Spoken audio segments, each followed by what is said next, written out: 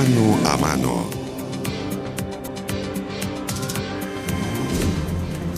Iniciamos nuestro mano a mano de hoy. El expresidente Sebastián Piñera será citado a declarar como testigo en el futuro juicio oral del caso Penta. Es una de las novedades de este caso. Es uno de los casi 200 a los que se va a pedir su testimonio en esta investigación. Queremos hablar de este caso con Julián López. Él es abogado, defensor de los controladores de Penta. ¿Cómo está, abogado? Gracias por venir. Gracias a ustedes. Buenas tardes. A ver, harta pregunta que hacer. Quisiera partir por el tema de la información. Y usted ha denunciado derechamente que acá ha habido una filtración literal de las cosas por parte de la Fiscalía, de la información. De hecho, me nos contaba fuera de cámara que usted recién hoy día en la mañana tuvo acceso a todo el detalle, ¿no?, de la acusación y también quiénes van o no van como testigos. ¿Era tal cual lo que se había filtrado y que usted denuncia? Sí, no solo yo, todas las defensas tuvimos acceso a la acusación recién hoy por la mañana. Y lo cierto es que el contenido de la acusación ya fue noticia de portada en un medio de prensa el día de ayer. Cuando una acusación no se ha presentado todavía ante el juzgado, no hay ninguna otra fuente posible de filtración que no sea el Ministerio Público. El documento no está en manos de los tribunales de justicia, no está en manos de ninguna de las defensas y por lo tanto me parece un hecho grave. Porque refleja, digamos, el tipo de problemas que hemos tenido a lo largo de esta investigación. ¿Cuán grave es? ¿Qué efectos tiene que esta información se filtre? ¿Cuánto puede distorsionar o generar un impacto en la investigación y en lo que viene? El sistema de administración de justicia penal está diseñado para que los conflictos penales se resuelvan en un ambiente sereno, donde los jueces puedan escuchar los argumentos de las partes y resolverlos adecuadamente. Cuando los medios de prensa reciben información que todavía no está procesada, que no ha sido objeto todavía de análisis contradictorio, la verdad es que las posibilidades de defensa de los acusados evidentemente disminuyen. Aquí tenemos que ver una investigación, pensar que hemos tenido una investigación que durante 2 años ha estado sometida a una constante exposición a través de los medios de prensa, que proviene de solamente la actividad unilateral de la Fiscalía. El momento de los defensores recién empieza con la acusación y en ese sentido la buena noticia de la acusación es que abre la etapa del debate contradictorio donde las defensas podemos empezar a presentar nuestros argumentos, nuestros medios de prueba y demostrar la debilidad del caso de la Fiscalía. Ahora, el punto es que se supone que aquí hay jueces independientes que tendrán que tomar una determinación sin importar cuál haya sido la información publicada en la prensa o cuáles son las reacciones que esto pueda haber provocado mediáticamente. Por lo tanto, no debiera ser tanta la injerencia de que finalmente se sepan detalles con anticipación. A ver, en el resultado. Evidentemente que los jueces están preparados para enfrentar casos que tienen este tipo de connotaciones. Pero, insisto, el proceso penal está diseñado para darse en un ambiente sereno donde el juez esté libre de presiones. El juez no debería estar pensando cuando dicta una resolución en cuál es la manera en que su resolución va a ser recibida por la opinión pública o cuáles son los comentarios que al día siguiente se van a hacer a partir de su resolución. Y cuando esos elementos entran en juego... cuando se trata de un caso que tenga un nivel de importancia, de interés nacional como es este. No, no es inevitable. Los distintos países tienen medios de asegurar que esto ocurra de una manera protegida de la presión social. Si usted mira, por ejemplo, lo que ocurre en el sistema anglosajón, existe la institución del secuestro del jurado, que se denomina secuestro, pero que en el fondo tiene por objeto aislar al jurado del ambiente expuesto a la opinión pública y a los medios de comunicación para que puedan adoptar una decisión que sea independiente de esos factores. Claro, pero eso no libera al juez de que sepa que de todas maneras va a haber una gran expectación o va a estar toda la gente atenta a cuál va a ser el resultado, si es un caso de relevancia nacional. El problema es cómo logramos que los fiscales se preocupen de que los medios de comunicación sean un elemento ajeno y no sean un elemento que intervenga en el desarrollo de los procesos. Y creo que lo que ha demostrado el caso Penta es una excesiva utilización de los medios de comunicación para instalar ideas que todavía no han sido sometidos al debate contradictorio. Otro de los elementos que ha sido sujeto de crítica no solamente desde el punto de vista político, sino que en el caso de su defensa, es en el trato desigual que ha habido en esta investigación. ¿En qué sostiene usted ese tratamiento desigual para sus defendidos, en este caso, empresas Penta, Delano, Lavín, sus señoras, sus familias, diferente tratamiento hacia otras empresas que financiaron la política? Se refiere derechamente a Soquimich. ¿Ha sido diferente el trato entre Penta y SQM por parte del Ministerio Público? Yo lo sostengo en los hechos. No quiero referirme con nombre y apellido a otros casos porque yo creo que no me corresponde a mí cumplir ese rol. Pero no, que son muchos más los casos de financiamiento ilegal de la política en Chile. Pero es interesante nombrarlo para saber si acaso el proceso ha sido diferente. Por ejemplo, acá en Penta hubo un Hugo Bravo que entregó más antecedentes, más información. Hay muchas otras empresas, además de Penta y Soquimich, que han estado comprometidas en financiamiento ilegal de la política. Respecto de Penta, el Servicio de Impuestos Internos se demoró exactamente 20 días entre la información que le emitió el Ministerio Público y la querella que presentaron. Se demoró 20 días en decidir, redactar y presentar una querella. Tenemos otros casos de otras empresas, que no son Soquimich, que hasta el día de hoy no han sido querelladas, ¿no? Y que no tenemos ninguna reacción del Servicio de Impuestos Internos. Eso para comenzar. Pero veamos luego el Ministerio Público.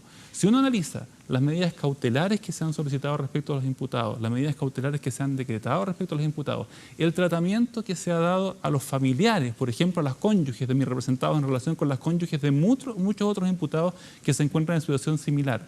Si uno analiza los efectos que se han hecho valer sobre las empresas de uno y otro grupo involucrado en el financiamiento irregular y compara luego la magnitud de los diferentes casos, la verdad es que no me proporciona alguna. El caso Penta ha sido presentado como si fuera el máximo caso de financiamiento ilegal de la política y en magnitud es tremendamente inferior a cualquiera de los demás casos y además se funda en aportes que fueron dados a gente que se identificaba con el pensamiento de quienes aportaron, no era un financiamiento transversal, y que donaron además con dinero propio, sin ¿Eso exime de responsabilidad?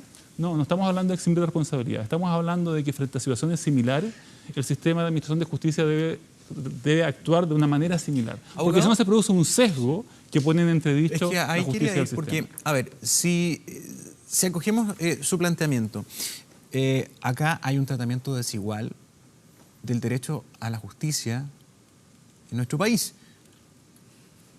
¿Hay alguna herramienta judicial que ustedes puedan utilizar para exigir un trato igualitario o solamente nos quedamos en el pataleo? Las defensas, insisto, tenemos el derecho a ir a un juicio oral y a exponer nuestros argumentos y ofrecer nuestras pruebas en el juicio oral para que la ley se aplique como es la ley y no como la Fiscalía dice que es la ley. Porque hay que recordar que la Fiscalía es una parte del proceso. Es un interviniente, es el que tiene a su cargo la persecución penal, es el persecutor y por lo tanto es parte interesada, no es el juez.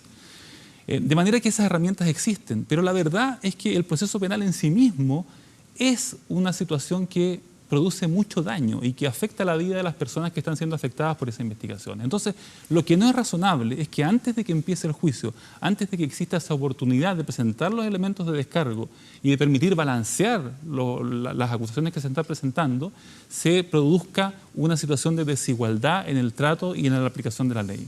Claro, aunque el tema de fondo es si acaso se cometieron o no estos delitos de los cuales se acusan a los imputados, por lo tanto, si se demora más o menos el Servicio de Impuestos Internos, eso no exime de responsabilidad a quienes están enfrentando estas acusaciones. No estamos hablando de eximir de responsabilidad, estamos hablando de cuál es el análisis que se hace respecto de conductas que son objetivas. Por ejemplo, todas las conductas del caso Penta son conductas que caen en una situación general que tiene que ver con infracción de normas tributarias. Infracciones de normas tributarias que Empresas Penta reconoció desde el primer día.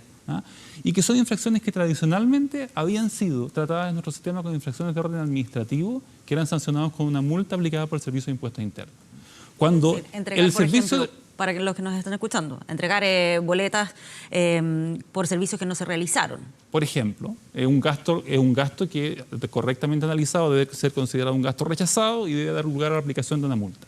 Cuando esa conducta que tradicionalmente es considerada una falta administrativa se criminaliza, entonces lo que está ocurriendo es que el problema de desigualdad también afecta a la calificación de los hechos que se está haciendo. Eso se puede entender tal vez, abogado, porque lo que se buscaba también aquí determinar por esta vía tributaria era si acaso se había financiado de manera irregular una campaña política. Es que eso no le corresponde al sistema de administración de justicia penal. Si una conducta no es delito, por muy reprochable que sea, el fiscal no tiene por qué investigar y perseguir esa conducta. Aunque sea la única herramienta que tal vez le pueda quedar, que es la vía tributaria, determinar por qué esta boleta se entregó si no se realizó finalmente el servicio. ¿Hay detrás aquí un financiamiento irregular de una campaña política? Es que hay un problema de rol institucional. Al Ministerio Público no le corresponde investigar conductas porque le parezcan reprochables o reprobables. Le corresponde solamente investigar y perseguir las conductas que son constitutivas de delito. Le pongo un ejemplo. No pagar una deuda es una conducta que puede ser muy reprochable y muy reprobable, ¿no es cierto? Pero si un fiscal, frente al no pago de una deuda, se pusiera a investigar por qué no se pagó la deuda, todos diríamos que ese fiscal se está excediendo en sus atribuciones, porque el no pago de una deuda podrá ser un incumplimiento reprochable, pero no es un delito. Es lo mismo que ocurre con situaciones de incumplimiento de normas tributarias, por ejemplo, en este caso. Abogado, la Fiscalía pide 10 años de castigo por delitos no solamente tributarios, sino que también cohecho. ¿Usted lo ha considerado un exceso, un show de la Fiscalía? ¿En qué fundamenta esa argumentación? Esa crítica. La Fiscalía ha convertido en una mala costumbre el solicitar penas con el tejo pasado. Es decir, solicitar penas que no corresponden de acuerdo al cálculo objetivo de la ley. Si uno analiza los mismos hechos que están contenidos en la acusación y realiza los cálculos de pena que corresponden, se encuentra con que la pena que debería haber pedido la Fiscalía no debería pasar de los 3 años para los delitos tributarios y no debería pasar de los 300 días para el supuesto delito de cohecho. Aunque sea de carácter reiterado, porque ese es el argumento que han entregado. Una vez que uno aplica las reglas de la reiteración. O sea, claro, porque ¿cuál es el argumento que uno escucha de la contraparte? Que al ser situaciones reiteradas, eso es lo que finalmente terminaría agravando esta situación. Es que la reiteración es uno de los elementos para el cálculo de la pena, pero después de la reiteración hay que aplicar las reglas de las agravantes y atenuantes. Si uno considera la agravante que está incorporada en la acusación y considera las atenuantes incorporadas en la acusación y aplica las reglas de pena, la verdad es que las cuentas no dan. Parecería que la Fiscalía hizo mal las matemáticas. Y cuando uno quiere revisar en la acusación cómo llegó a determinar esa pena, se encuentra con que la acusación no contiene ninguna explicación de cómo se llega a la pena. Sencillamente solicita la pena sin hacer el cálculo que corresponde de acuerdo a la ley. Y le quiero decir que esto es un problema que tenemos desde el principio. Le quiero recordar que cuando se discutió la prisión preventiva, la Fiscalía aquí hablaba de que la pena en el juicio oral era una pena de 15 años. Y resulta que hoy, 2 años después, con más cargos de los que había en esa época, porque después se presentaron nuevas formalizaciones, la pena ha bajado a 10 años. Claro, pero ahí vuelvo a lo que conversábamos al inicio. Se supone que aquí hay jueces que van a tener que resolver finalmente esta situación. Desde esa perspectiva, la Fiscalía puede pedir o solicitar lo que estime conveniente. La resolución final no necesariamente la va a tomar el fiscal. La Fiscalía, la verdad, es que en la práctica puede pedir lo que quiera porque el papel soporta cualquier cosa, pero no debería pedir cualquier cosa, porque la Fiscalía está sometida a un criterio de objetividad y en consecuencia le corresponde pedir la pena que está determinada en la ley. Claro. Aquí no se trata de actos de voluntarismo. Si le preguntamos a los fiscales van a decir que es la pena que consideran adecuada por este carácter de reiterado. Claro, pero la Fiscalía debería tratar de explicarnos, ¿no es cierto?, cómo llegó a determinar esa pena. Porque no lo hizo durante la etapa de investigación cuando pidió las medidas cautelares, ni lo hace ahora en la acusación.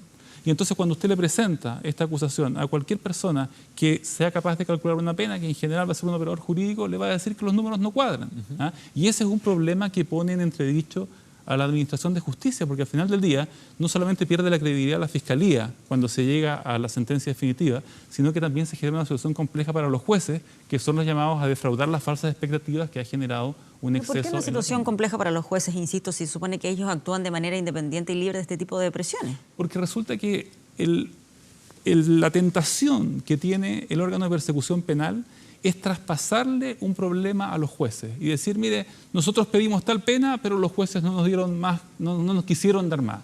Y la verdad es que no se trata de un problema de voluntad ni se trata de un problema de expectativas, se trata sencillamente de que tiene que haber un cálculo objetivo de la Fiscalía que se corresponda con lo que dice la ley para que una vez que los jueces declaren, todo el mundo entienda que lo que hay allí es una decisión justa y correcta y no hay sencillamente un capricho en la aplicación de la pena final. Sus defendidos, Carlos Alberto Delano y Carlos Lavín, ¿están dispuestos a tomar el camino de un juicio abreviado? Nosotros nunca hemos descartado ninguna salida alternativa y es habitual y normal que en el desarrollo de un proceso hayan conversaciones antes, durante y después. Se lo pregunto porque eso significa técnicamente también asumir y aceptar que se cometió un delito. Es que lo que ocurre es que no necesariamente es así. En el procedimiento abreviado, lo que se requiere para que se pueda ir a un procedimiento abreviado no es la aceptación de que se ha cometido un delito, es la aceptación de los hechos presentados por la Fiscalía en la acusación. Y muchas veces puede haber discrepancias acerca de si esos hechos son o no constitutivos de delito, y es algo que se puede dejar a la resolución del juez. Le pongo un ejemplo. Podemos estar todos de acuerdo en que ciertas boletas se emitieron en un momento determinado por ciertos montos y en tales condiciones. Pero sin embargo la defensa considera que eso es una falta administrativa y el Ministerio Público considerar que eso es una falta penal. A quien le corresponde decidir es al juez, y el juez puede hacerlo perfectamente en el marco de un procedimiento abreviado, porque las partes aceptan, no hay discusión acerca de cuáles son los hechos y cuáles son los antecedentes de la investigación. En buen chileno es lo mismo, pero no es igual. Es que es bastante distinto. El sistema de aceptación de delitos opera, por ejemplo, en los Estados Unidos, en la negociación sobre las penas, en que el acusado se declara culpable. En Chile, cuando se discutió y diseñó la reforma, se optó por una solución completamente distinta, que es que el imputado no tiene que aceptar el delito, le basta con aceptar los hechos y los antecedentes de la investigación. Y si esos hechos y esos antecedentes de la investigación no dan para sancionar, el juez sencillamente puede absolver. Claro, eso desde la perspectiva de lo estrictamente judicial, porque claro, si se reconocen los hechos que, por ejemplo, se entregaron este tipo de boletas por servicios que no se realizaron, la conclusión final puede ser que efectivamente se usó ese sistema para financiar de manera irregular campañas políticas, que es el fondo también de este asunto. Sí, pero le insisto, el financiamiento irregular de campañas políticas no es materia de la investigación de la Fiscalía. Y si el punto es el financiamiento irregular de campañas políticas, estaríamos frente a hechos impunes. Porque la ley de financiamiento electoral no considera un delito las infracciones a la ley de financiamiento electoral. Y que aquí precisamente el argumento que se entrega para utilizar esta vía, la de un delito, eventual delito tributario, para intentar indagar si se cometió o no una situación de estas, de un financiamiento irregular de una campaña. La verdad es que la criminalización de las conductas por una vía distinta a aquella que naturalmente corresponde a la conducta es una cuestión bastante compleja de defender y de sostener en el sistema penal. Claro, por eso digo, cuando inicié el comentario es porque más allá de lo estrictamente judicial, lo estrictamente legal, hay un tema acá que tiene relación con un financiamiento irregular de una campaña política. Desde esa perspectiva, el reconocer ciertos hechos puede significar obtener como conclusión que, claro, aquí sí hubo una situación de ese tipo. Pero la verdad es que sobre el hecho de que ha habido aquí infracciones a la ley de financiamiento de campañas políticas no hay ninguna discusión. Eso es algo que está completamente admitido, aceptado, es algo sobre lo cual mis representados declararon en la etapa de investigación. Si el problema, ellos no están acusados por haber violado la ley de financiamiento electoral, están acusados de delitos tributarios y eso es un tema completamente distinto y es lo único que corresponde discutir en un proceso penal. Abogado, se va a citar un montón de gente a declarar calidad de testigos, ¿no? 200 personas. 187, si mal no recuerdo. Casi 200 personas. Entre otras, el el alcalde actual de Las Condes, Joaquín Lavín, Jovino Novoa, ex canciller Moreno, el diputado Juan Antonio Coloma, el gerente general de Bancart, Nicolás Noguera, y el expresidente Sebastián Piñera, que está pronto a relanzar su candidatura presidencial. Sin perjuicio de que el Ministerio Público, la Fiscalía, tienen pleno derecho de llamar a quien quiera, por considerar que puede ser un aporte. ¿En qué cree usted que puede ser relevante el aporte de Sebastián Piñera en este caso? La verdad es que en lo que respecta a los casos que yo represento, el presidente Sebastián Piñera no tiene ninguna pertinencia como diligencia probatoria y por lo tanto no me voy a pronunciar acerca de la pertinencia que pueda tener para la Fiscalía respecto de otros imputados. Hay que recordar que en este caso hay 40 imputados, 36 personas naturales, 4 personas jurídicas, y obviamente le corresponde a las demás defensas y a la Fiscalía explicar por qué considera pertinente la citación de un testigo u otro. Ya, pero en el caso de sus defendidos no tiene ningún tipo de relación. No hay ningún hecho imputado a mis defendidos en que él haya sido mencionado como un testigo pertinente. Ahora, déjeme decirle algo. No es tan cierto que la Fiscalía pueda citar a quien se le ocurra, digamos. El ofrecimiento de prueba por los fiscales está sometido a un examen de admisibilidad que realiza el juez de garantía. Y la Fiscalía tiene que justificar cuál es la pertinencia de las declaraciones de los testigos y tiene que justificar también que no haya sobreabundancia, que no hayan testigos que estén declarando demasiado sobre un mismo hecho y también tiene que verificar que la prueba sea lícita, es decir, que se haya obtenido con respeto a las garantías fundamentales. De manera que hay muchos problemas que tiene la Fiscalía con la misma acusación que acaba de presentar. Le pongo un ejemplo. La mayor parte de los imputados está ofrecido como testigos en la acusación. Y resulta que los imputados no pueden ser testigos en un juicio oral. O sea, esto no tienen la calidad de imputados y tienen derecho a guardar silencio. Entonces, cuando uno dice hay 187 testigos y todos ellos van a declarar, perdón, veamos primero cuáles de ellos son admisibles Es un tema que no está resuelto. Eso se va a resolver en la audiencia de preparación del juicio oral. Eso es... Todavía no se va. Todavía no hay fecha. Es que es un buen punto, porque muchos también podríamos pensar que esto ya es un hecho consumado, que las personas citadas ahí, el resto de las 180, ya tienen el deber y el compromiso de hacerlo, de participar. No es así. Eso todavía no está zanjado, técnicamente. El juez de garantía es el que, en la audiencia de preparación del juicio oral, determina cuáles son las pruebas que son admisibles para ser rendidas en el juicio oral. Y eso supone un examen de pertinencia, de sobreabundancia y de licitud. Abogado, a ver, este es un caso donde está directamente metida la política. Es así. Evidentemente. Pero estamos en un año electoral. ¿Cuánto puede poner en riesgo una investigación? ¿Cuánto presidencializa la investigación o el curso de los hechos, el escenario que se está viviendo hoy por un año de elección? A ver, yo entiendo el análisis que se hace en el sentido de lo problemático que puede ser para la política que esté judicializada la política en un tiempo de campaña electoral. Pero me parece que esto no opera al revés.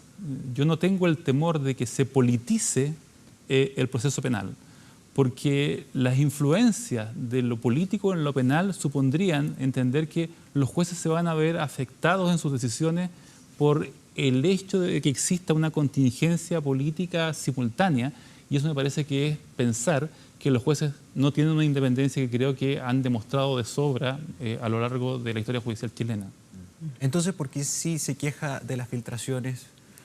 Porque si aplicamos el mismo criterio, los jueces no se deberían ver influenciados por ningún impacto eventual que pudiera tener una filtración. Las filtraciones afectan no solamente el ámbito de las decisiones judiciales, sino que tienen efectos en toda la vida de los imputados, ¿ah?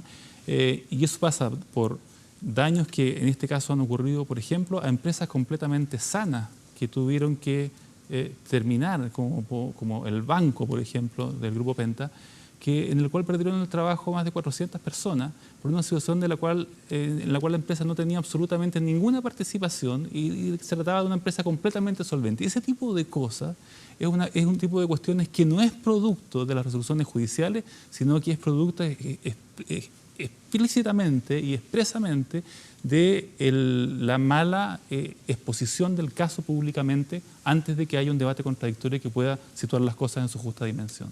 Muy bien, abogado. Muchísimas gracias por haber venido esta tarde. Muchas gracias por acompañarnos. Gracias.